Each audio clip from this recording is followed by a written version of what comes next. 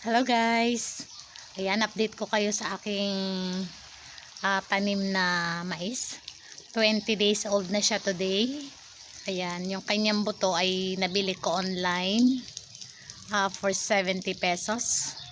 Siguro mga 30 o 30 to 60 seeds yun per pack. Ayan, I thought nga na hindi siya mabubuhay dahil masyadong tuyo. Sobrang tuyong-tuyo yung buto niya. Pero ang ginawa ko, binabad ko siya sa tubig maghapon, saka ko itinanim.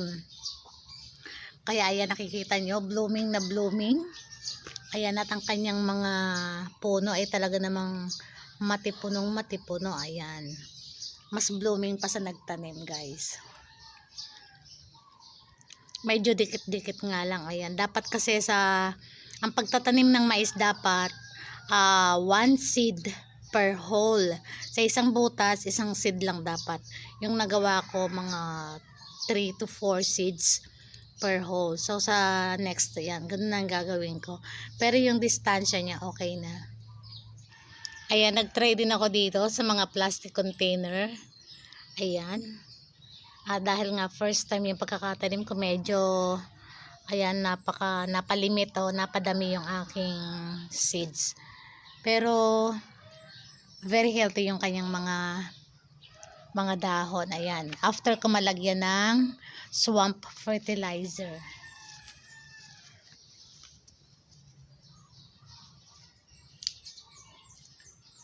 Swamp fertilizer, guys, yung nilalagay ko dyan every 2 times a week. Ayan, yung mga balat ng mga prutas o balat ng gulay, instead na itapon ko, itinatabi ko yon at nilalagay ko sa isang container at lalagyan ko siya ng tubig.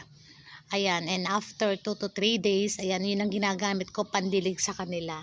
At nakita nyo naman ang ebidensya. Ayan, kahit wala yung mga chemicals na fertilizer, ayan, napakaganda ng kanyang mga dahon. Organic lang, ayan, mula sa ating kusina.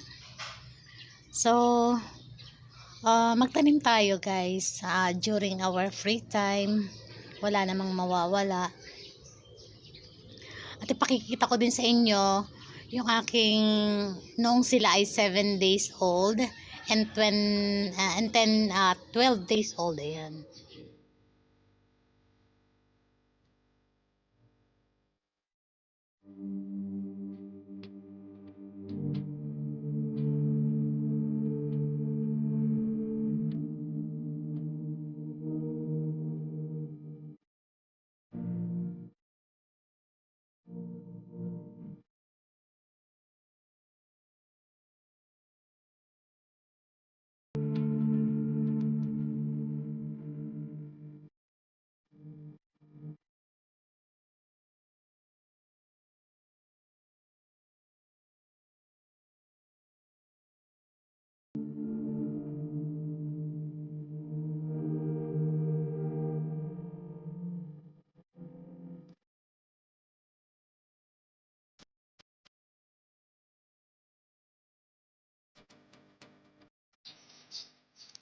So yun lang, guys, ang aking share for today.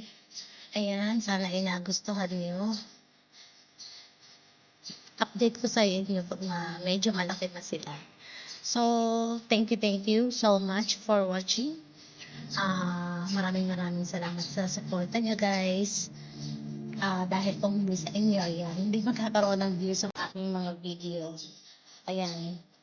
So God bless everyone. Bye for now.